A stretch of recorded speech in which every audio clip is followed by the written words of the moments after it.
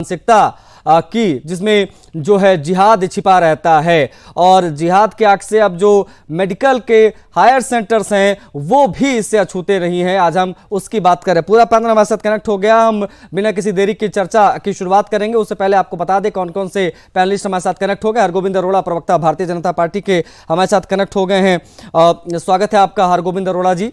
हमारे साथ शोमिल सिंह है, प्रवक्ता समाजवादी पार्टी के हैं। शोमिल जी आपका भी बहुत स्वागत है। और डॉक्टर मोहित शुक्ला हैं, हिंदू धर्मगुरु, हमारे साथ जुड़ गए हैं।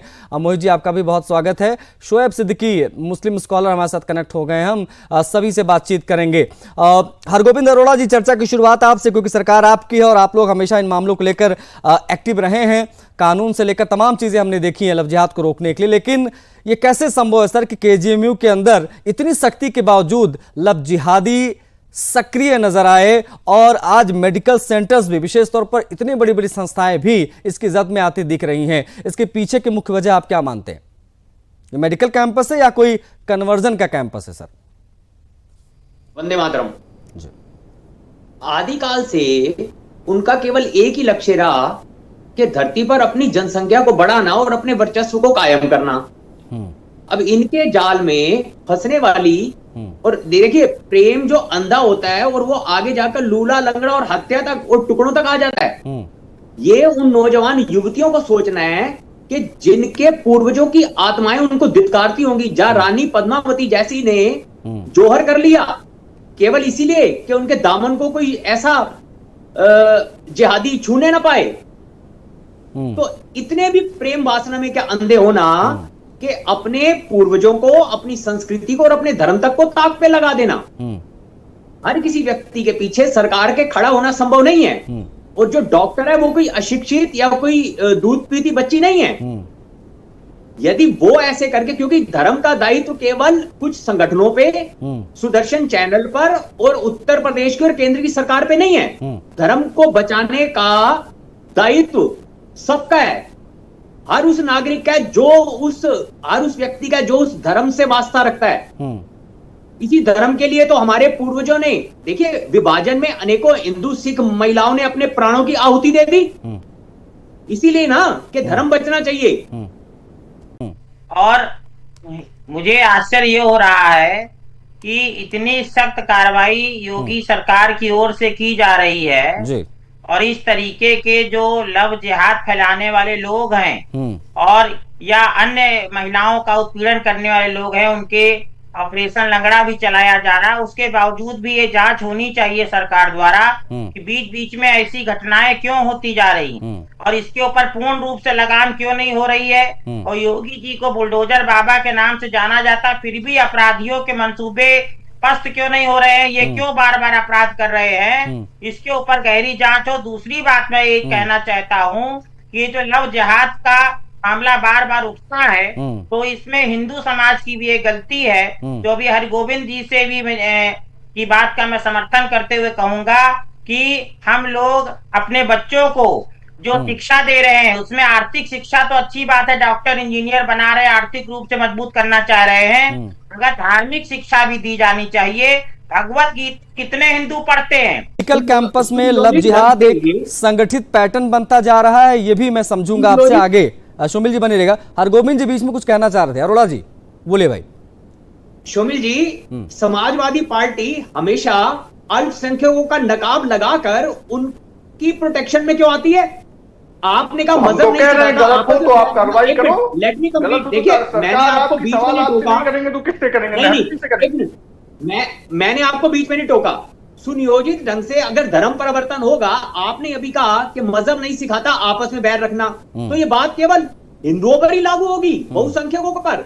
अगर मजहब बैर करना नहीं सिखाता तो विवाह के उपरांत वो अपनी पत्नी को अपने धर्म को क्यों नहीं आस्था व्यक्त रखने में करते?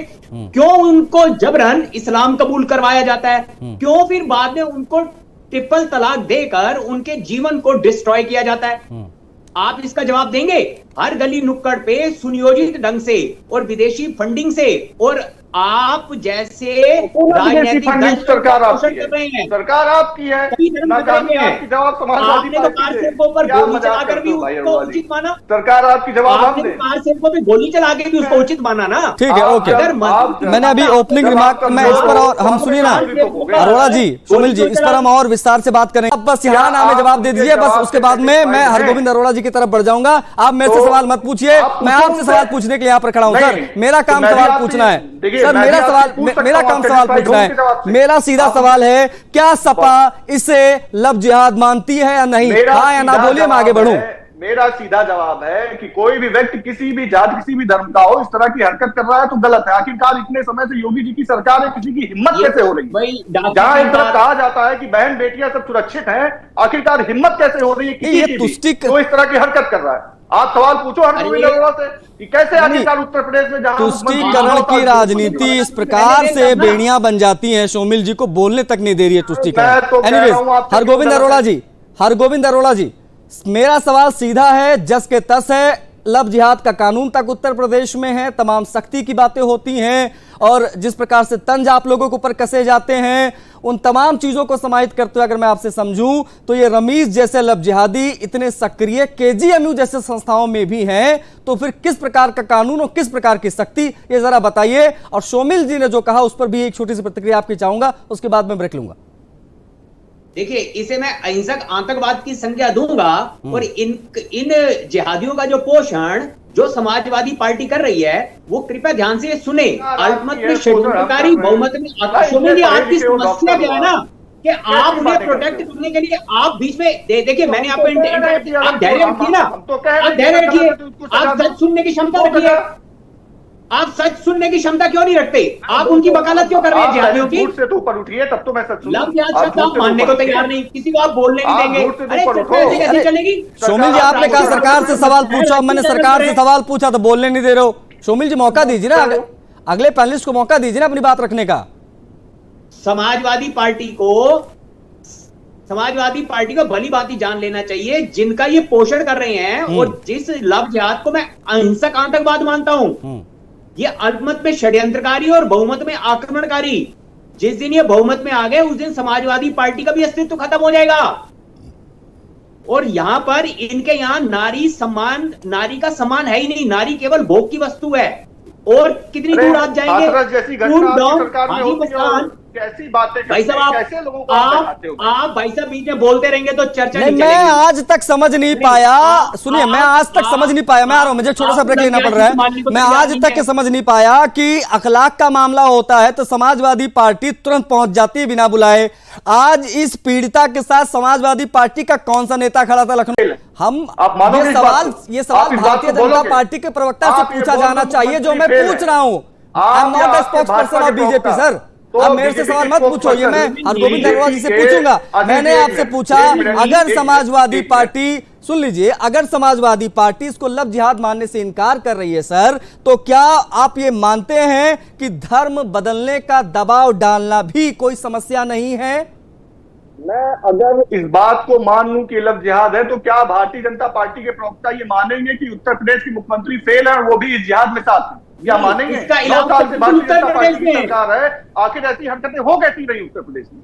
क्या इस पे भारतीय जनता पार्टी प्रवक्ता मानेंगे कि उनकी सरकार फेल है? अगर आप उनसे मनवा दो तो मैं भी मान लूंगा। आप मनवाओ उनसे। ठीक है अरोड़ा जी, इस पर जल्दी से कम शब्दों में मैं चाहूंगा जवाब दे दीजिए, उसके बाद में शोएब जी से अभी ज्यादा बात आज नहीं हो पाई है। अरोड़ा जी, देखिए, लव जिहादियों को ऑक्सीजन देने का काम समाजवादी पार्टी जैसे दल ही तो करते हैं। आपकी सरकार रास्ता ना होता तो पेड़ कटने का रास्ता ना होता। हमारे ही कुछ ऐसे जयचंद हिंदू यही उनको पोषित करते हैं। मुस्लिम के घरों में शादियां आपके पार्टी के नेता करते हैं। अरे बड़ा जयचंद कौन?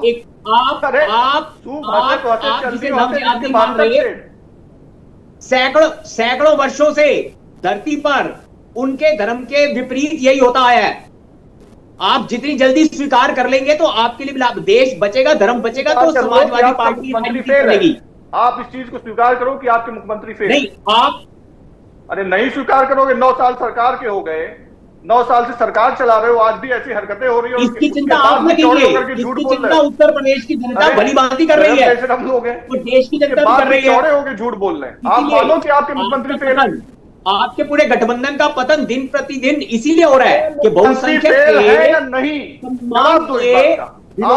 मुझे एक बात बताइए, अरे सुनिए अरोड़ा जी, सुनिए अरोड़ा जी, एक मिनट, मैं रोक रहा हूँ, मैं रोक इसलिए रहा हूँ, मैं इसलिए रोक रहा हूँ क्योंकि मुझे शो में थोड़ी और बात करनी है।